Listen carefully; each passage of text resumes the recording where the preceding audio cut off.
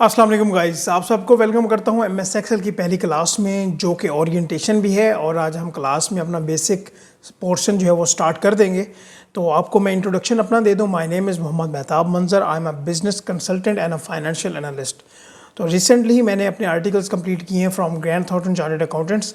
तो आज का हमारा एजेंडा क्या होगा? आज हम ये सीखेंगे, ये जानने की कोशिश करेंगे कि हम एक्सेल को क्यों सीखने जा रहे हैं, एक्सेल का रोल क्या है हमारी वर्क लाइफ में, हमारी वैसे लाइफ में अर्निंग के एतबार से या वैसे पर्सपेक्टिव से हम इस कोर्स को किस तरह कवर करेंगे और हमारी मेथोडोलॉजी क्या होगी, हम किस प्लान से इस कोर्स को लेके चलेंगे।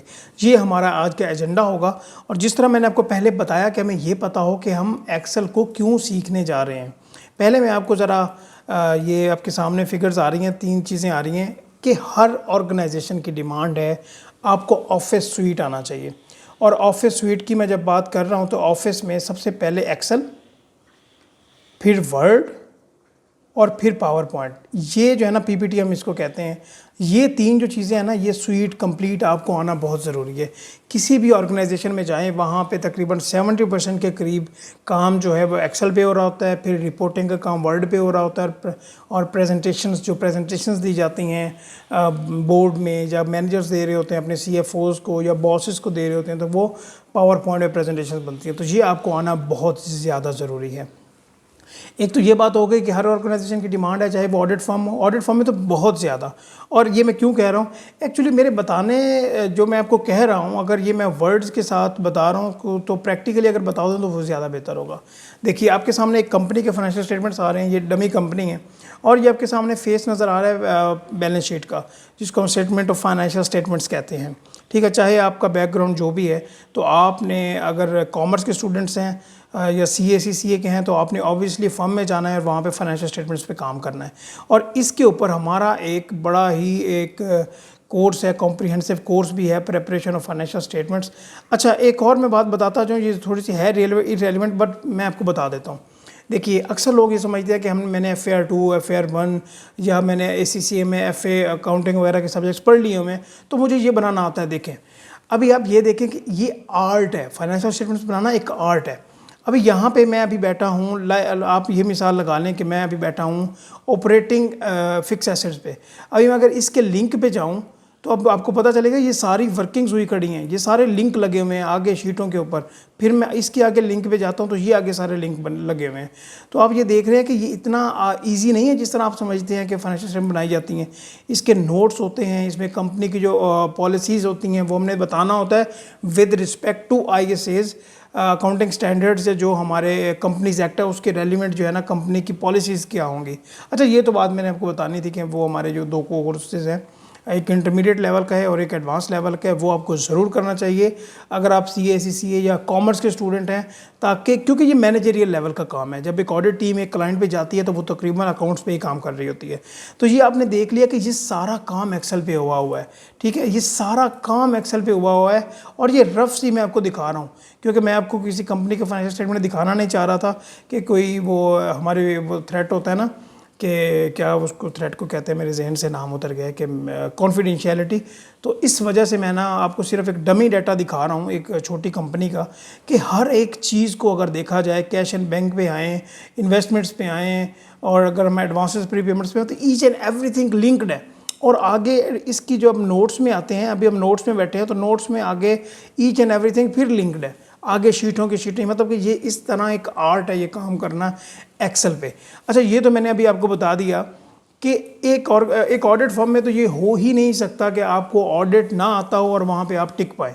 अगर आपको एक्सेल आता है तो फिर ही आप काम कर पाएंगे। तो जॉब्स अपॉर्चुनिटी के एतबार से आपके अगर इसके ऊपर ग्रिप नहीं है, चाहे उस कंपनी में क्विक बुक यूज़ हो रहा है, सेज यूज़ हो रहा है, सैप यूज़ हो रहा है, ओरेकल यूज़ हो रहा है, ज़ेरो यूज़ हो रहा है, ये अकाउंटिंग के सॉफ्टवेयर्स हैं, अगर आपको ये नहीं आता एक्सेल, तो आप इन सॉफ्टवेयर्स पे भी ज़्यादा बेहतर तरीके से काम नहीं कर पाते। वो क्यों? कि जो बैकएंड पे सारी वर्किंग्स हैं वो तो सारी एक्सेल पे होनी है। ठीक है ना? तो ये समझने की बात है। तो इसके ऊपर जो क्विक बुक्स, हाँ एक और इम्पोर्टेंट मैं आपको बात बताता चाहूँ कि अक्सर लोग ये समझते हैं कि क्विक बुक डेस्कटॉप और क्विक बुक ऑनलाइन एक चीज़ें हैं। ये नहीं, दोनों डिफरेंट चीज़ें हैं। और पाकिस्तान में जो भी आपको बंदा ट्रेनिंग करवा रहा है, वो तकरीबन 99% लोग क्विक बुक डेस्कटॉप की ट्रेनिंग करवा रहे हैं। अभी डेस्कटॉप में क्या होता है कि मैं आपको डिफरेंस नहीं बताना चाहता, दुनिया पूरी ऑनलाइन अकाउंटिंग पे मूव कर चुकी है, बट पाकिस्तान में हम आहिस्ता आहिस्ता जो कंपनीज़ हैं हमारी स्मॉलर कंपनीज़, वो इस तरफ जा रहे हैं कि हम ऑनलाइन अकाउंटिंग की तरफ जाएं। तो हम आपको वो भी ट्रेनिंग प्रोवाइड कर रहे हैं इन वेरी लेस कॉस्ट, तो वो आप ज़रूर ज्वाइन कीजिएगा। हम ऑनलाइन की ट्रेनिंग प्रोवाइड कर रहे हैं, क्विक बुक ऑनलाइन की, जो दुनिया पूरी जा चुकी है। अगर आप फ्रीलांसिंग पे जाएंगे, वहाँ देखेंगे कि प्रोजेक्ट आपको कौन से डेस्कटॉप पे मिलते हैं, तो आप देखेंगे कि वहाँ पे प्रोजेक्ट सिर्फ ऑनलाइन डेस्कटॉप के ही अवेलेबल है। तो अर्निंग के पर्सपेक्टिव से आपको एक्सेल आना बहुत ज़रूरी है। एक्सेल के प्रोजेक्ट आपको मिलते रहते हैं, कहाँ पे बोला, फ्रीलांस मार्केट पे भी, और वैसे भी आप किसी को प्रोजेक्ट बना के दे सकते हो।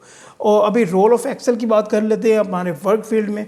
देखिए पहले क्या होता था कि मैनुअली लेजर्स मेंटेन होते थे, कंपनी के फाइनेंशियल स्टेटमेंट्स मैनुअली बनती थी, बट अभी जिस तरह हमारे पास एक्सेल और सॉफ्टवेयर्स आए हैं, तो डाटा एंट्री हम सॉफ्टवेयर पहले हम एक्सेल में करते थे, अभी भी एक्सेल में करते हैं डाटा एंट्री, बट अभी अकाउंटिंग ऑनलाइन अकाउंटिंग सॉफ्टवेयर्स पे ये काम शिफ्ट हो चुका है।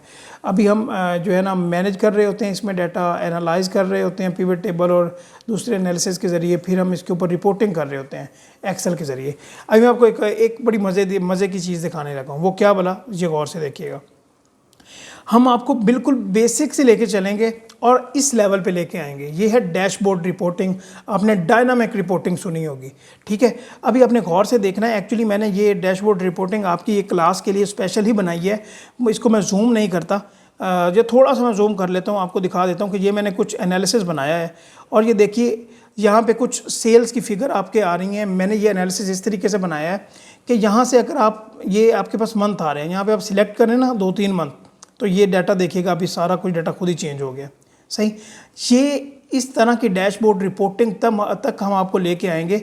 आप क्या करोगे कि बेसिक से हम बिल्कुल क्या करेंगे कि एक सेल से स्टार्ट करेंगे, एक सेल से, कि सेल क्या होता है उसकी हम फिल सीरीज से, और इस लेवल पे लेके आएंगे कि आपको डायनामिक रिपोर्टिंग तक आए। देखिएगा, लेट्स सपोज मैं आपको ये बताऊं कि छोटी सी ये स्क्रीन है, मैं थोड़ा सा इसे फिर जूम करने की कोशिश करता हूं। एक्चुअली पूरा जो है ना वो मेरा डैशबोर्ड जो है ना वो गुम हो जाएगा। ये आपके पास सेल्स के पर्सन आ रहे हैं, क्योंकि ये सेल्स इन्होंने की थी, हमारे पास कुछ पर्सनस हैं। अगर एक बंदे वाइज आपको डैशबोर्ड पे लेके आना हो रिजल्ट, तो वो कैसे लेके आना है, आप किसी एक बंदे पे क्लिक करो, देखिएगा अभी सारा कुछ जो है ना उसके अकॉर्डिंगली चेंज हो जाएगा कि इस बंदे की किस रीजन में कितनी सेल्स हैं और कितनी खूबसूरती से ये रिज़ल्ट आ रहे हैं, आपको ग्राफिक्स नज़र आ रहे हैं। तो इंशाल्लाह मैं आपको ये सिखाने की कोशिश करूँगा। इवन यहाँ से आप ये देख सकते हो कि हाँ क्वार्टरली मेरी जो है ना कितनी परफॉर्मेंस बेहतर हुई है। तो ये देखिएगा ज़रा, जब मैं क्वार्टर पे करूँगा तो यहाँ पे आप पहले 2 क्वार्टर का अगर रिज़ल्ट जानना है तो ये देखें, अभी ये देखें सारा कुछ ऑटोमेटिकली सारा मैंने लिंक भी किया हुआ है। ये पहले काफ़ी सारे शीट्स हैं जिनके ऊपर काम हुआ है। इंशाल्लाह इसके ऊपर हम काम करेंगे, और जिस तरह हम आपको ये कोर्स करवाएंगे, अगर आप उसी तरह आप ट्रेनिंग करते रहे तो आप एक्सेल के अच्छे खासे एक्सपर्ट बनोगे। और जहाँ पे भी जाओगे, मैं आपको ये गारंटी से कहता हूँ कि अगर आप थोड़ी सी एफर्ट करो तो आप वहाँ पर अपना नाम कमा सकते हो। कोई भी चीज़ जो है ना छोटी नहीं होती। हालाँकि एक्सेल एक मैनेजमेंट सॉफ्टवेयर है, बड़ा बेहतरीन किस्म का, लोग इसको समझते नहीं हैं। ये हमने तो नहीं समझा था, जब हम ऑडिट फॉर्म में गए थे हमें पता चला, मार खा के, टकरे खा के, सीनियर्स की मिन्नतें कर के जो है ना हमने ये सीखा।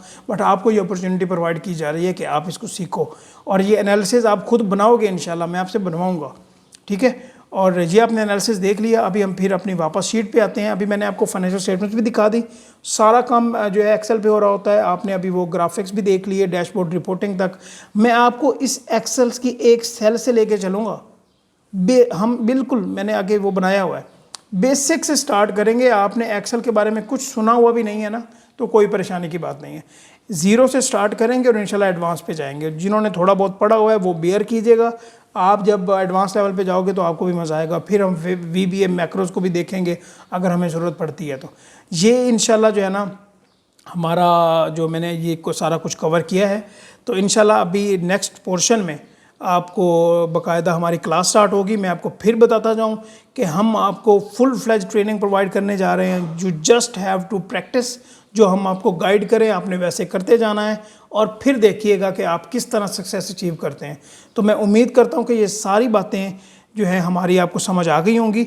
और एक और इम्पोर्टेंट जो है ना बात मैं आपसे बताता जाऊँ, क्योंकि आपने ये बेसिक कोर्स में इनरोलमेंट करवाई है, जो हमारे दूसरे कोर्सेज हैं वो बहुत इम्पोर्टेंट कोर्सेज हैं।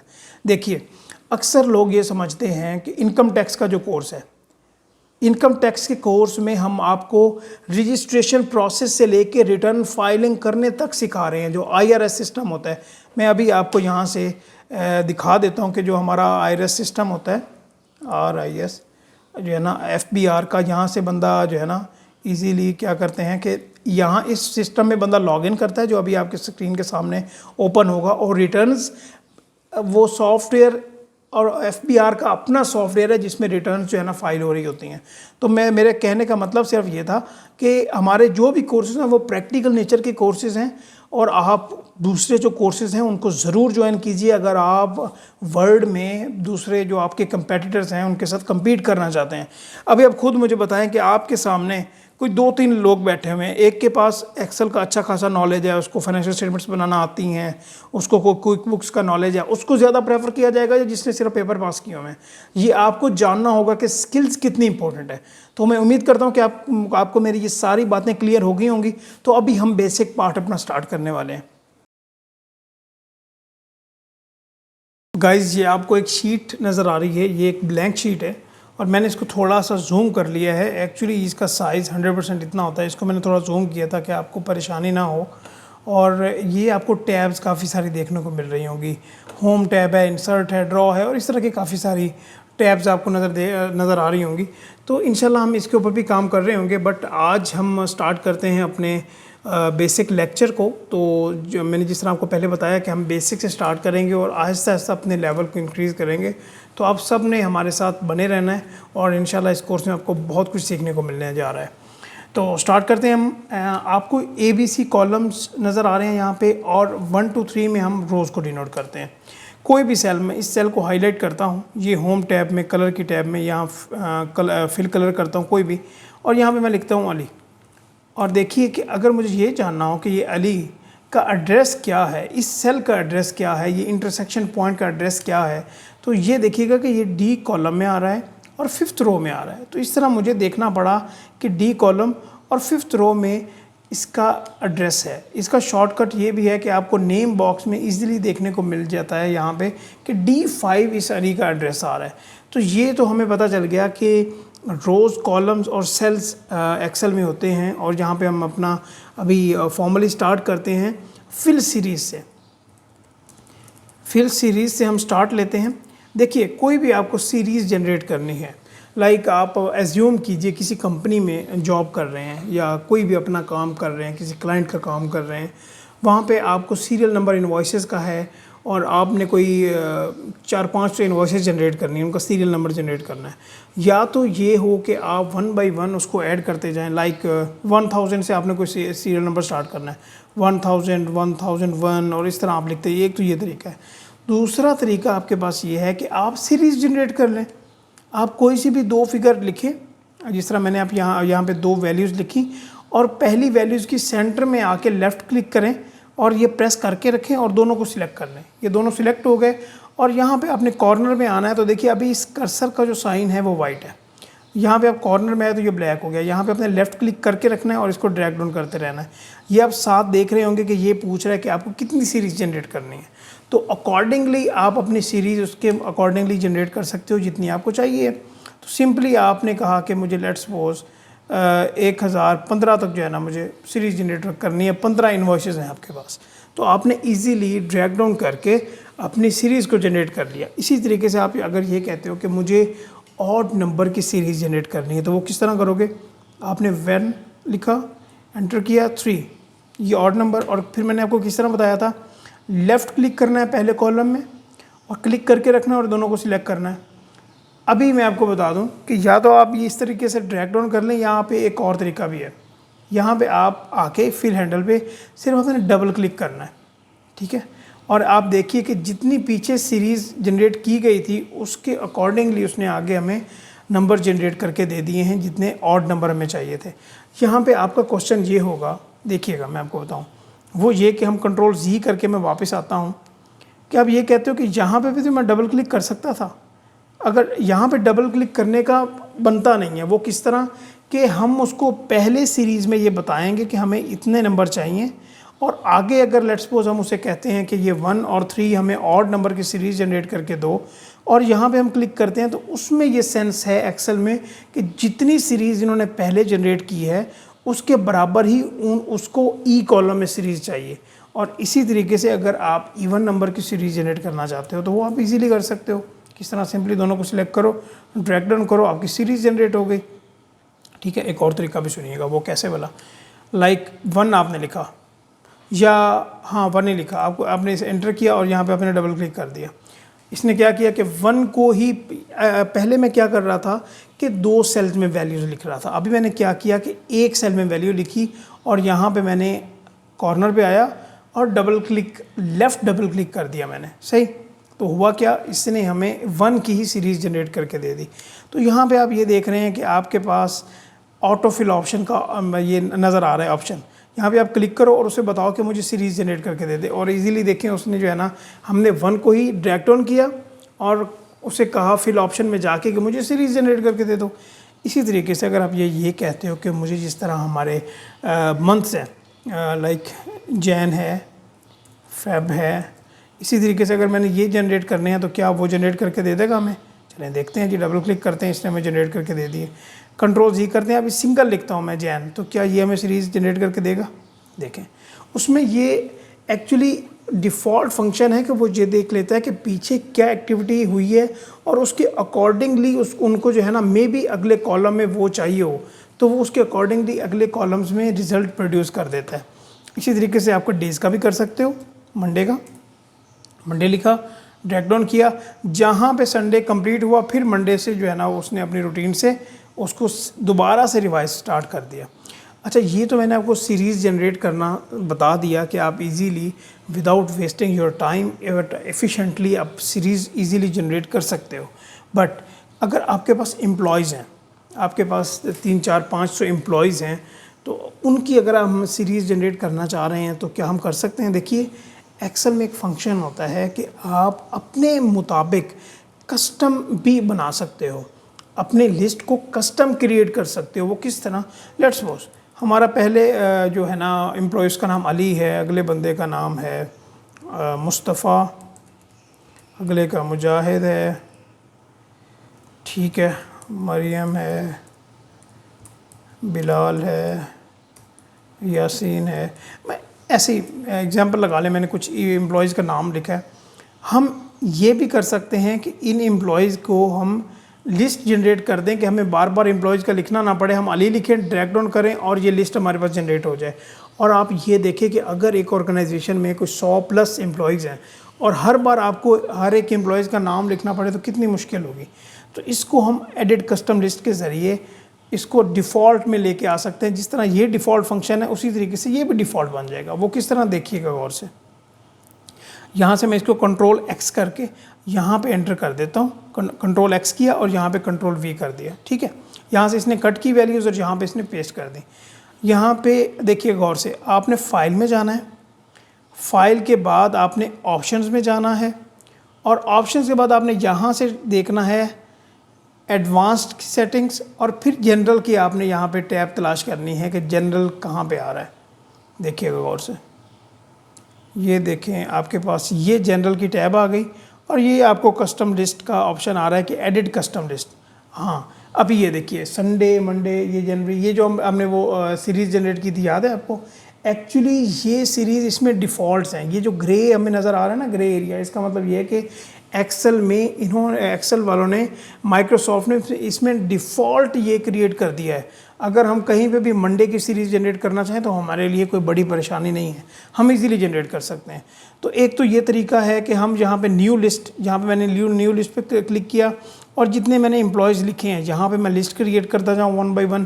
जितने एम्प्लॉयज़ हैं एक बार लिस्ट क्रिएट कर दूँ, फिर मुझे कोई परेशानी नहीं है। फिर मैंने सिर्फ एक एम्प्लॉयज़ का नाम लिखना है, फिल हैंडल पे क्लिक करना है और मेरे पास इजीली जितने भी एम्प्लॉयज़ हैं उनकी लिस्ट क्रिएट हो जाएगी। तो अब भी एक तो ये तरीका है, या दूसरा ये है कि हम यहाँ पे इंपोर्ट कर सकते हैं। उसका क्या तरीका है? आपने सिंपल इस जो सेल है हमारे पास बॉक्स, यहाँ पे क्लिक करना है और उसके बाद आपने यहाँ पे सिलेक्शन करनी है। बस आपने सिलेक्शन कर ली और यहाँ पे आपको ना ये सिलेक्शन मिल गई कि M7 to M12। M column के 7th रो से लेके 12th रो में जो वैल्यूज़ आ रही हैं वो इसने यहाँ पे इंपोर्ट कर सकता है। यहाँ पे आपको ना एक डॉलर साइन देखने को मिलेगा। आप अभी इसको इग्नोर कीजिए, इसका आगे बहुत इंपॉर्टेंट और बहुत अहम रोल है, वो हम आगे जाके डिस्कस कर रहे होंगे। बट अभी के लिए हम सिंपल इसको इंपोर्ट करते हैं और उसके बाद हम ओके करते हैं, ठीक है। और यहाँ पे फिर हमने ओके कर दिया। अभी हम यहाँ पे ना लिखते हैं अली। देखिए गौर से, हमने अपनी जो एडिट कस्टम लिस्ट है उसको किया और अब खुद से ही हमने कस्टम लिस्ट क्रिएट कर ली, ठीक है। और अली पे लिख के और कॉर्नर पे आते हैं, डबल क्लिक किया, देखिए इसने कितने विदिन सेकंड्स जो है ना हमें लिस्ट जनरेट करके दे दी है। अब ये देखिए, ये ना देखिए कि यहाँ पे 5-6 एम्प्लॉयज़ थे। लेट्स सपोज अगर आपके पास 500-600 एम्प्लॉयज़ होते तो वो आपकी एक बार आपकी मेहनत होनी थी और इजीली आपका जो रिज़ल्ट था वो आ जाना था, ठीक है। ये तो हमने जो है ना इजीली अपनी कर ली, सीरीज़ जनरेट कर ली। चलें, इसका मैं नाम दे देता हूँ कुछ भी, सीरियल नंबर दे देता हूँ, ठीक है। इसको मैं दे देता हूँ ऑड, या वैसे ही फिल सीरीज़ इसको कह देता हूँ, ठीक है। और इसको हम कह देते हैं जी, सॉरी, इसको मैं ऑड कहता हूँ। ये इवन है, ये ऐसे सिंपल सीरीज़ है, ये हमारे मंथ्स के नाम हैं, ये हमारे डेज़ हैं, सॉरी क्या हो गया, और ये हमारे एम्प्लॉयज़ हैं, ठीक हो गया जी। और हम इसका ज़रा, अच्छा ये मैंने आपको फिल सीरीज़ बता दिया। अभी हम थोड़ी सी इसकी फॉर्मेटिंग को बेहतर कर लें। अभी हमने करना क्या है कि ये जो हमारे पास हेडिंग्स है इनको हम ज़रा बोल्ड कर देते हैं, इनका कलर कुछ और कर देते हैं, और ये हमारे पास जो टेबल आ रहा है इसका कलर हम कुछ और कर देते हैं। हम करेंगे क्या, पहले सेल पे बैठे हैं, कंट्रोल शिफ्ट ये अपने एक साथ इकट्ठे प्रेस करने हैं, और राइट एरो आपने ये प्रेस किया, और ये आपको होम टैब में ये यहाँ पे नज़र आ रहे हैं फिल कलर। यहाँ पे आप बॉक्स का कलर चेंज कर सकते हो, कोई भी जो आपको बेहतर लगे आप वो बॉक्स का कलर रख लो। और अगर आप कहते हो कि इसका जो अंदर फिगर्स लिखी हुई हैं, वैल्यूज़ लिखी हुई हैं, इसका कलर मुझे चेंज करना है तो वो अकॉर्डिंगली आप वो भी चेंज कर सकते हो। इसी तरीके से आप ये कहते हो कि भाई ये वाला जो है ना इसके कलर मुझे चेंज करना चाहिए, या इसके बॉक्सेस का जो कलर है ये मैंने थोड़ा हेडिंग से थोड़ा ना लाइट कर देता हूँ, थोड़ा सा लाइट कर देता हूँ। ये देखें, ये हमारी जो है ना फॉर्मेटिंग भी बेहतर हो रही है इससे। ईजीली हम जो है ना इसमें ज़रा कलर वेरिएशन में ला के ये वाला कलर कर देते हैं, ठीक है। और यहाँ पे कंट्रोल बी से कंट्रोल बोल्ड हो जाएगा, कंट्रोल यू से अंडरलाइन हो जाएगा, कंट्रोल आई से इटैलिक्स हो जाएगा। देखिए एक्चुअली हमने यहाँ पे अभी हमने ये शॉर्ट से टाइम में क्या कुछ सीख लिया कि किस तरह हमने शॉर्ट से टाइम में सीरीज़ जनरेट करनी है, अपने डाटे को सिंपली वे से किस तरह हमने फॉर्मेटिंग उसकी बेहतर करनी है, या उसको कलरफुल किस तरह करना है, उसकी जो फॉर्मेटिंग है उसको किस तरह बेहतर करना है, ये हमने कुछ सीख लिया। आप यहाँ तक प्रैक्टिस करें, अगले सेगमेंट में आपको डिटेल में बताता हूँ। गाइस, तो अभी हम एक स्टेप फर्दर मूव करते हैं और हम एक एनालिसिस प्रिपेयर करने की कोशिश करते हैं। और एनालिसिस में हम करेंगे क्या, गौर से सुनिएगा ज़रा, मैं इसको थोड़ा जूम कर दूं कि आपको इजीली जो है ना वो समझ आ जाए कि क्या यहाँ पे हो रहा है। तो देखिएगा, मैं अभी करने क्या वाला हूँ, आपको मैं सिनेरियो बता दूं कि हम ये एनालिसिस प्रिपेयर करने वाले हैं कि हमारे पास एक क्लास है और क्लास में कोई 35-40 या 45 के करीब स्टूडेंट्स हैं, वो हम खुद ही एज्यूम करेंगे, और उनके कुछ 4-5 सब्जेक्ट्स हैं। हम ये देखना चाहते हैं कि हमने उनके कुछ टेस्ट लिए हैं, मॉक एग्ज़ाम्स लिए हैं, देखते हैं कि उनका रिज़ल्ट क्या आता है, और उनके कोई टोटल मार्क्स हम खुद ही बताएंगे कि टोटल मार्क्स इतने बनते हैं। फिर हम ये देखेंगे कि इन्होंने कितने टोटल मार्क्स में से मार्क्स ऑब्टेन किए और उनकी परसेंटेजेस क्या बनती हैं। ये कुछ हम एनालिसिस प्रिपेयर करना चाह रहे हैं। एक्चुअली हम क्या करना चाह रहे हैं, यहाँ पे मार्क शीट हम बनाने जा रहे हैं, ठीक है। हम मार्क शीट बनाने की हम कोशिश कर रहे हैं, और हम स्टूडेंट्स को खुद ही नाम दे देंगे। क्या नाम दे देंगे, स्टूडेंट 1 जो है पहले स्टूडेंट का नाम मैं देता हूँ। और जिस तरह मैंने आपको सीरीज़ में बताया था कि हम यहाँ पे कॉर्नर पे आके और मैं नीचे की तरफ ड्रैग करता हूँ, और तकरीबन कितने बनाऊँ जी, हाँ 60 के करीब स्टूडेंट्स बना लेते हैं, ठीक है। हमारे पास 60 के करीब स्टूडेंट्स बन गए। अच्छा, अभी हम बिल्कुल नीचे हैं, तो अगर हमने बिल्कुल स्टार्ट पे जाना है तो क्या करेंगे, कंट्रोल अप एरो, हम जो है ना पहले अपनी फिगर पे आ जाएंगे, जहाँ पे ब्रेक आगे ब्रेक होगी तो फिर हम उस फिगर तक आ जाएंगे जहाँ से आगे फिर ब्रेक है। ये मैं इंशाल्लाह आगे ये चीज़ें डिस्कस साथ साथ हम करते रहेंगे। हम यहाँ पे सब्जेक्ट डिसाइड कर लेते हैं। तो पहला सब्जेक्ट है हमारे पास ऑडिट, फिर है कॉस्ट, फिर है हमारे पास FAR 1 और लॉ है जी हमारे पास, इकोनॉमिक्स है, और एक सब्जेक्ट और कर लें हम, कौन सा करें, FAR 2 ही कर लेते हैं। FAR 2 हमारे पास, ये कुछ 5-6 सब्जेक्ट्स हैं। और देखिए और हमें चाहिए क्या कि जितने हमारे पास स्टूडेंट्स हैं ना, हमने खुद ही ये डिसाइड करना है, एज्यूम करना है कि हमारे पास ये जो 6 सब्जेक्ट्स हैं, इन स्टूडेंट्स में से कितने कितने मार्क्स, कितने के कौन से स्टूडेंट्स के कितने कितने मार्क्स आएँ, और फिर हम टोटल मार्क्स में से उनके परसेंटेजेस खुद ही बनाएंगे। तो अगर हमें ये खुद एज्यूम करना है और हम कहते हैं कि 30 मिनिमम मार्क्स हैं या 35 मिनिमम मार्क्स हैं और मैक्सिमम मार्क्स 85 है या 90 है, तो या तो हम खुद से यहाँ पे मैनुअली लिखते जाएं 45, 65 कुछ इस तरह करके, और देखा जाए is equal to 60 students into 6 subjects, तो तकरीबन 360 वैल्यूज़ बनती है हमारे पास। 360 वैल्यूज़ यहाँ पे हमें पुट करनी पड़ेंगी और हमें टाइम कितना लग जाएगा। और आप ये खुद देखें कि अगर हमारे पास हज़ारों में डाटा हो तो फिर तो हमें सुबह से शाम हो जाएगी और हमारा डाटा ही नहीं कंप्लीट हो पाएगा। तो हम तो ये इसलिए ये कर रहे हैं, सीख रहे हैं कि हमारा टाइम कम से कम लगे, हम एफिशिएंट बने। तो इसलिए हमारे पास कोई ना कोई यहाँ पे जुगाड़ होना चाहिए। तो बिल्कुल हमारे पास एक फार्मूला अवेलेबल है एक्सेल में। वो क्या, जिस तरह एक्सेल में एक बड़ी मज़े वाली बात है, जो आप बोल रहे होते हो ना, तकरीबन आपका वही फार्मूला होता है। यहाँ पे मैंने कहा कि मिनिमम 30 मार्क्स हों और मैक्सिमम 90 मार्क्स हों।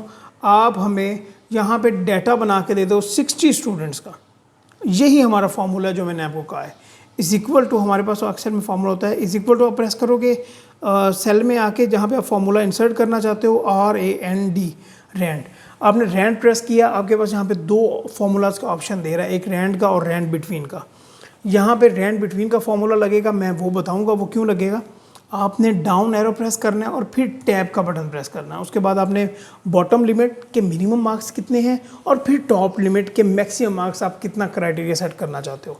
तो मिनिमम मार्क्स हमारे 30 हैं और कॉमे के बाद कॉमा भी हम लगाएंगे इसके, वरना हमारा जो एरर आ जाएगा फार्मूला में। और मैक्सिमम हमारे मार्क्स जो है 90 हैं। हम ब्रैकेट को क्लोज करेंगे एंड एंटर करेंगे तो हमारे पास ईजिली रिजल्ट आ गया। हम यहाँ पे ड्रैग डाउन करें या डबल क्लिक करें, लेफ़्ट डबल क्लिक करेंगे, रिज़ल्ट आ गया, Ctrl+C एंड Ctrl+V, ये हमारे पास इजीली जो है ना रिज़ल्ट आ गया। ठीक है, बट गौर से देखिए इसको हम और ज़्यादा एफिशिएंटली किस तरह कर सकते हैं। दोबारा फार्मूला को देखिए मैं किस तरह कर रहा हूँ, is equal to RAND, rand between, down arrow, tab, bottom 30, comma, high जो टॉप हमारी वैल्यू है वो 90, और ये हमने एंटर किया। यहाँ पे देखिएगा आपने कॉर्नर पे आना है, राइट की तरफ ड्रैग करना है और फिर यहाँ पे डबल क्लिक कर देना है। देखिए कि कितने विदिन 3-4 सेकंड्स हमें जो है ना रिजल्ट हमारे जनरेट हो गए हैं। आपने एक और बात नोट की है, यहाँ पे जब भी आप कोई वैल्यू लिख रहे हो ना, जब भी कोई आप वैल्यू लिख रहे हो, लेट्स सपोज यहाँ पे अब मैं 30 लिखता हूँ, तो ये वैल्यूज चेंज हो रही हैं। ये क्यों हो रही हैं ज़रा सोचिए आप। देखिए मैं आपको बताता हूँ, ये इसलिए चेंज हो रही हैं कि एक्चुअली हमने एक्सेल को कहा है कि 30 मिनिमम हो। ये देखिए यहाँ पे 30 मिनिमम हो और मैक्सिमम 90 हो, तो आप जो है ना 360 वैल्यूज़ को घुमा दो। कोई भी आपका दिल करे 30 मिनिमम और 90 मैक्सिमम में कोई भी आपका दिल करे तो यहाँ पे आप वैल्यूज़ इंसर्ट कर दो। तो इस तरह तो जब भी हम यहाँ पे अपना कोई नया डाटा एंटर करेंगे तो ये जो है ना शीट हिल जाएगी। तो अभी हमें इसका कोई सोल्यूशन निकालना पड़ेगा कि ये शीट हिले नहीं, अपनी जगह से वैल्यूज़ मूव ना करें, बस एक बार जो हमने लिख दिया सो लिख दिया।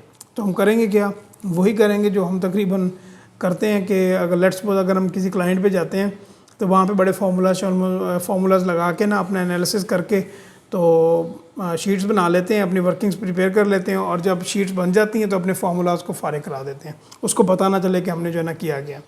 तो अब देखिए मैं भी करने के वाला हूँ। पहली वैल्यू पे बैठे हम, Ctrl+Shift, right arrow, down arrow, ये सारी सिलेक्शन हो गई।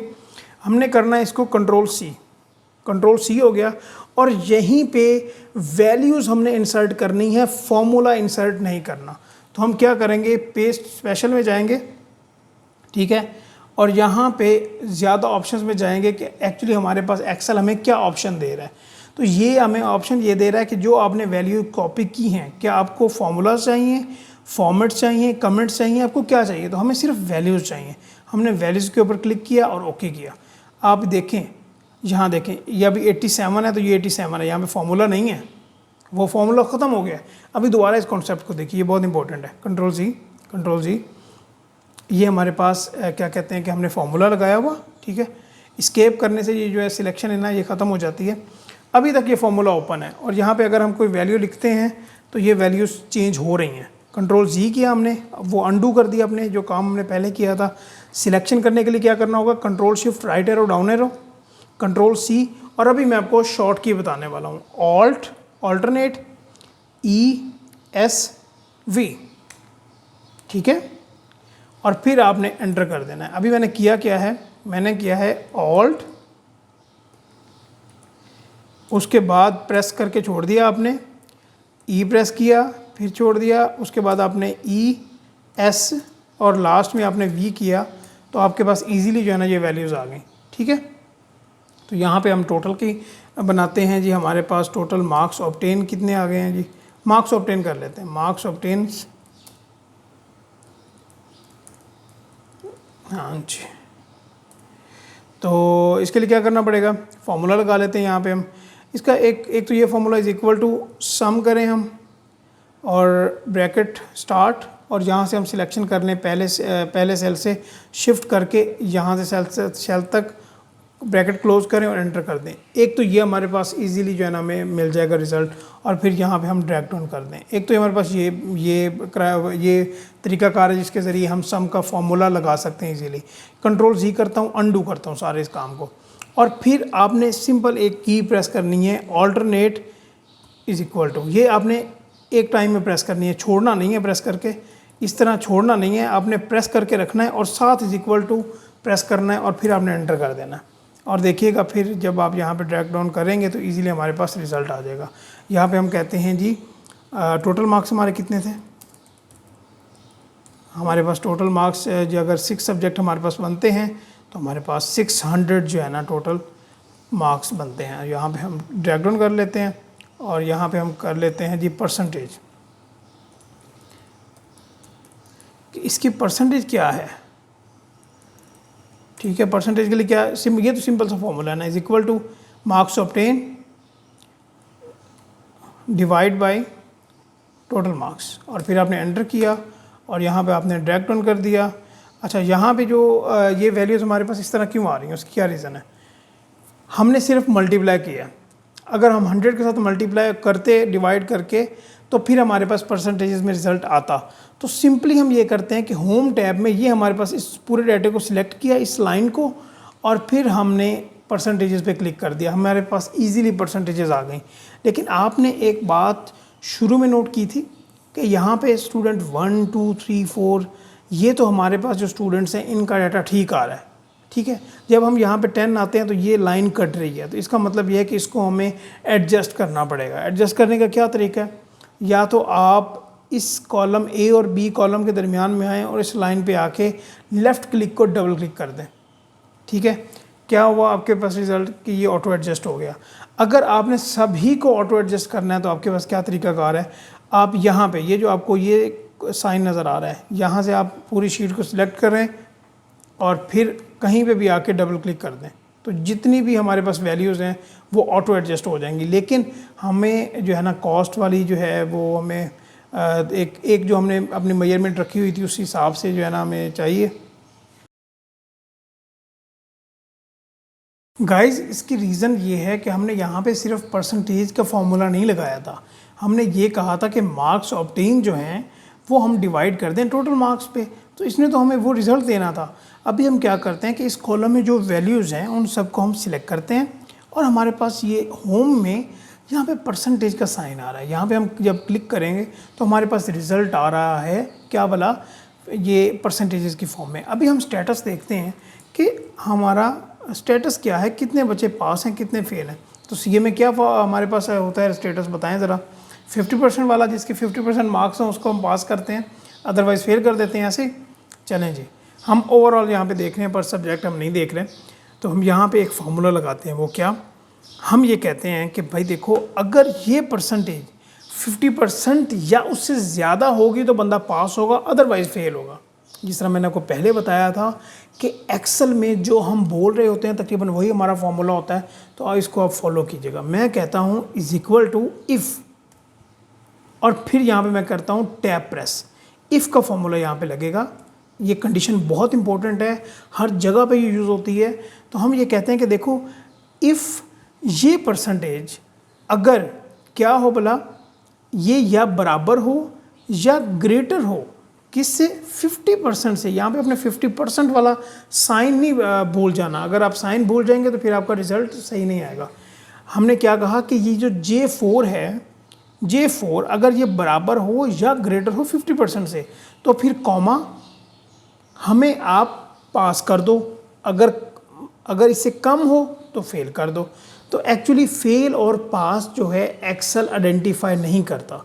तो अगर हम ये कहते हैं कि हमें पास या फेल यहाँ पे लिखा नज़र आए, तो अगर हम ट्रू की हमने यहाँ पे क्राइटेरिया देना है उसे, तो हम यहाँ पे क्या करेंगे, कॉमे के बाद हमें डबल कॉमा और लगाना पड़ेगा, और फिर हमें यहाँ पे लगाना पड़ेगा पास लिखना पड़ेगा, और फिर हम इस कॉमे को क्लोज करेंगे। ये हमारे पास ट्रू की कंडीशन मीट हो गई कि जब J4 बराबर होगा या ग्रेटर होगा 50% से तो हमारा बंदा पास होगा, अदरवाइज के लिए फिर कॉमा। तो फिर अब कंडीशन क्या होगी, वरना फेल के लिए फिर वही जो एक्सेल है वो अपने नंबर्स को आइडेंटिफाई करता है, वो इनबिल्ट फार्मूलाज को आइडेंटिफाई करता है, वो ट्रू और फॉल्स को आइडेंटिफाई करता है, वो पास फेल को, मेहताब को, आपको किसी नाम को आइडेंटिफाई नहीं करता। अगर हम यहाँ पे कहते हैं कि लेट्स सपोज अगर 50% से ऊपर है तो गुड है, या 50% से कम है तो बैड है, तो हमें फिर वो इन्वर्टेड कॉमास में लिखनी पड़ेंगी फिगर्स। तो यहाँ पे मैंने इन्वर्टेड कॉमा ओपन किया और यहाँ पे मैंने कर दिया फेल, और फिर इन्वर्टेड कॉमा क्लोज किया, एंड हमारा फॉर्मूला यहाँ पे कंप्लीट है। ब्रैकेट क्लोज की एंड एंटर। वो कहता है टाइपो है, हम कहते हैं हाँ भाई टाइपो आया है तो आप इसे ठीक कर दो। यहाँ पे ओपन इसको जो है ना हमने यहाँ पे एंटर किया और ड्रैग डाउन कर दिया। देखिए कि इजीली हमें जो है ना पता चल गया कि हाँ भाई स्टूडेंट 1 जो है वो पास है, और इस तरह जो है ना स्टूडेंट 5 जो है वो फेल है। ठीक है, ये तो हमने कुछ इसकी प्रेजेंटेशन बना दी, हमें ये पता चल गया एनालिसिस से कि कितने स्टूडेंट्स पास हैं कितने फेल हैं, और ये हमने खुद ही बनाया। लेकिन ये प्रेजेंटेशन कोई बेहतर नहीं है, हमें कुछ प्रेजेंटेशन में भी काम करना चाहिए। शुरू में आपको एक चीज़ आइडेंटिफाई करनी चाहिए थी, वो क्या भला, और वो मैंने कहा कि चलो ठीक है कि जो है ना आपने मे बी आइडेंटिफाई कर भी ली हो, विच इज़ गुड। कि देखिए यहाँ पे स्टूडेंट 1 है, 2 है, 3 है, ये 9 तक स्टूडेंट ठीक आ रहे हैं, बट जब ये 10 आ रहा है तो यहाँ पे क्या हो रहा है, ये आपको सही नज़र नहीं आ रहा। तो इसको हमें अगर एडजस्ट करना होगा कॉलम की विड्थ को, तो क्या होगा, एक हमारे पास ये तरीका है कि हम इन दो कॉलम्स के दरमियान में आएँ और डबल क्लिक कर दें, ये ऑटो एडजस्ट हो जाएगा।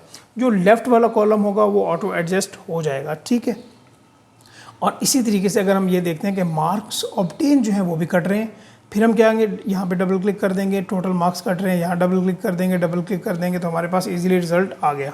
सही। तो ये देखें, एक और मज़े वाली बात ये है कि इनकी कोई प्रेजेंटेशन भी बेहतर नहीं है। ये बिल्कुल लेफ़्ट लाइन खड़े हुए हैं, ये बिल्कुल राइट लाइन खड़े हुए हैं, तो हम इनको जो है ना ज़्यादा बेहतर करना पड़ेगा। हम इनको सिलेक्ट करते हैं, सभी को, पूरी रो को सिलेक्ट करते हैं, हम कहते हैं भाई इसको मिडल लाइन करो। ठीक है, बिल्कुल इसकी प्रेजेंटेशन से ज़्यादा बेहतर करो। इसको भी हम इस तरह ही करते हैं, सभी को सिलेक्ट करके हम मिडल लाइन कर देते हैं कि एक प्रेजेंटेशन को देखने के काबिल तो हो ना। ठीक है, इसकी हम क्या करें भला, जिस तरह मैंने आपको पहले बताया था, इसका कलर को चेंज कर दें। क्या कलर करें, ये कलर सही है, ये कलर कर देते हैं। और इसको क्या कलर करें हम, ये हमारे पास स्टूडेंट्स आ रहे हैं तो हम इसको ओवरऑल कोई और कलर दे देते हैं। ठीक है, और इनको हम लाइट कलर दे देते हैं। ठीक है, ये टोटल जितने हमारे मार्क्स आए हैं। ये जो प्रेजेंटेशन होती है ना, एक्चुअली अगर आपने किसी को एक डाटा प्रेजेंट करना है ना, तो एक वो अच्छी प्रेजेंटेशन उसकी होनी चाहिए। अगर अच्छी एक प्रेजेंटेशन नहीं होगी तो फिर प्रॉब्लम होगी। देखिए एक और बात है कि आप ये चाहते हो कि जो पास वाले स्टूडेंट्स हैं वो हमें सेपरेटली नज़र आएँ, और जो फेल वाले स्टूडेंट्स हैं वो हमें सेपरेटली नज़र आएँ। तो हमें उसका क्या करना होगा, ये जो एनालिसिस वाली हमारी चीज़ें हैं, हम इसको ज़रा कोई और कलर दे देते हैं, वो फिर मैं आपको उसके बारे में बता देता हूँ। ये हमारा आ गया एनालिसिस, और ये हमारे पास डाटा आ गया जो हमने खुद से प्रिपेयर किया था। ठीक है, हम ये चाहते हैं कि हमें ये पता चले कि कितने स्टूडेंट्स हैं जो पास हुए हैं, कितने फेल हुए हैं, और वो अलहदा हमें नज़र आए। ठीक है, हमें क्या करना पड़ेगा, इस पूरी रो को कंट्रोल शिफ्ट राइट आपने सिलेक्ट किया, और फिर यहाँ पे होम टैब में आपको सॉर्ट एंड फिल्टर का ऑप्शन नज़र आ रहा है। यहाँ पे आपने क्लिक किया और फिल्टर आपने लगा दिए, ठीक है। ये बहुत इंपॉर्टेंट है एक्सेल, पूरे एक्सेल में जिसको इफ़ देन की कंडीशंस, वी लुकअप और ये सॉर्ट एंड फिल्टर और पिवट टेबल, ये को 2-4 चीज़ें जिसको आती हैं ना, वो अच्छा खासा वर्क कर सकता है। किसी ऑर्गेनाइजेशन में वो बंदा फेल नहीं होगा अगर जिसको ये 3-4 चीज़ों का पता है। तो ये बड़ी इंपॉर्टेंट है। और अभी आगे लेवल पे हम इसको जो है ना एडवांस लेवल पे देखेंगे किस तरह हम जो है ना बेहतर तरीके से और एडवांस लेवल पे जाके सॉर्टिंग एंड फिल्टर के ऑप्शन अवेल कर सकते हैं।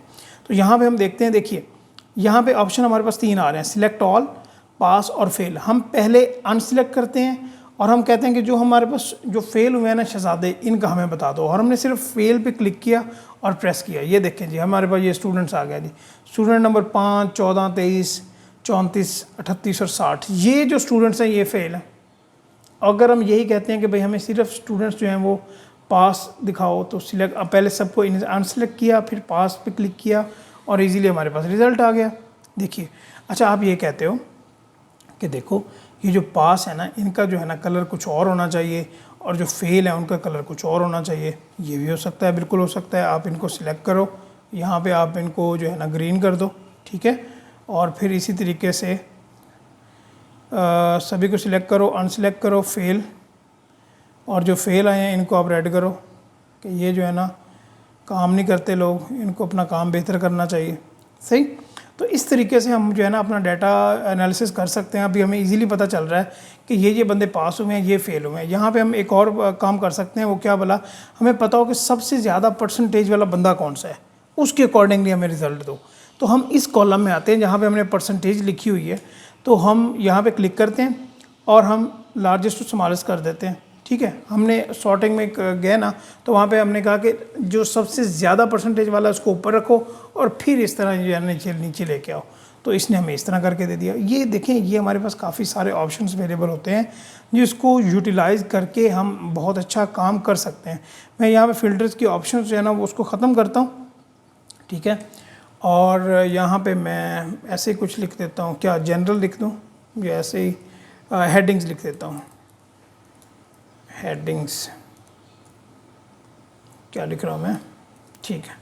अच्छा, इस जो सारी फॉर्मेटिंग है, मैं इसकी सारी फॉर्मेटिंग ख़त्म करने वाला हूँ, ठीक हो गया। सारी फॉर्मेटिंग मैंने ख़त्म कर दी और अभी मैं आपको एक शॉर्ट की बताने लगा हूँ जिसके ज़रिए आप इंस्टेंटली एक बहुत अच्छी प्रेजेंटेशन, एक अच्छी जो है ना इसकी फॉर्मेटिंग कर सकते हो। वो क्या बोला, पहले तो आप इसको बोल्ड करो ना, Ctrl+B करो, इसको Ctrl+B करो, ठीक हो गया।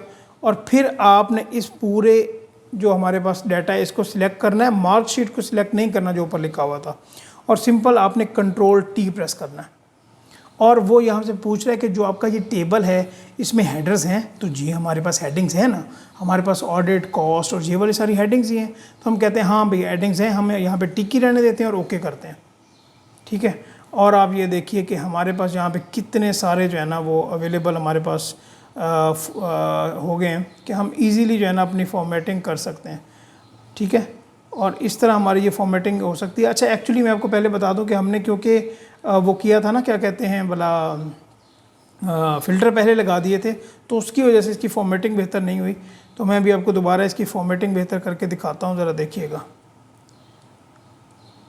Ctrl+Z करता हूँ, Ctrl+Z करता हूँ, अंडू, ये जो भी हम काम करते हैं हमारा अंडू हो सकता है, ठीक है। नहीं जनाब, अभी हम अपने पूरे डाटे को सिलेक्ट करते हैं, Ctrl+T,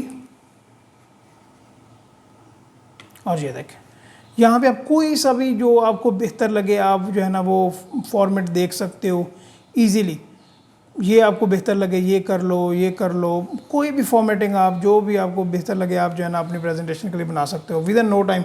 सिर्फ आपने पहले पूरे डाटे को सिलेक्ट किया है, Ctrl+T प्रेस किया है, उसको बताया कि हमारे जो डाटा है इसमें हेडिंग्स अवेलेबल हैं, आपने उसको टिक ही रहने दिया और आपको रिज़ल्ट मिल गया, ठीक है, सही। आप यहाँ तक प्रैक्टिस करो, सही। इंशाल्लाह नेक्स्ट क्लास में हम इसी मार्कशीट को एक एडवांस लेवल पे देखेंगे कि हम इसमें से और क्या क्या डाटा एक्सट्रैक्ट कर सकते हैं। और इंशाल्लाह जो है ना बेसिक्स हमारी जो है ना इसी तरह कवर होंगी। पहली 1-2 क्लासेस जो है ना हमारी बेसिक्स पे होंगी और हम एडवांस लेवल पे इंशाल्लाह बेहतर intermediate level and then advance level, ठीक है। तो उम्मीद करता हूँ कि आपकी क्लास जो आज थी वो आपको समझ आ गई होगी। आप इसको प्रैक्टिस कीजिए। अच्छी तरह प्रैक्टिस कीजिए। कोई क्वेश्चन हो वो आप ग्रुप में पूछिए, तो इंशाल्लाह जो है ना आपको पूरी हम सपोर्ट फराहम करेंगे। बस आपने अच्छी तरह प्रैक्टिस करनी है और डेडिकेशन से काम करना है, ताकि आप एक अच्छे तरीके से इसको ग्रिप कर लें, ताकि आप कहीं पे भी मार ना खाएं। तो thank you so much and अल्लाह हाफ़िज़। दुआओं में याद रखिएगा मुझे। अल्लाह हाफ़िज़।